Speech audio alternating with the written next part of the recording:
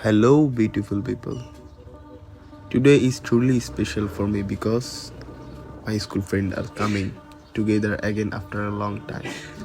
It's a moment filled with memories, laughter, and emotions that still live in the deepest corner of my heart.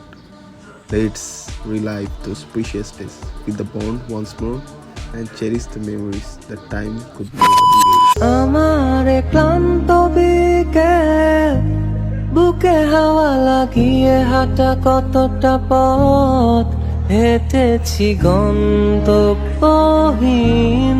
চেনায় শহরের গলি তোদের মাঝে যখন থাকি আমি পৃথিবী তখন আপন লাগে তোরা ভুলে যাস না কখনো আমাদের বন্ধুত্ব রঙিন কোনো ঘুড়ির মতো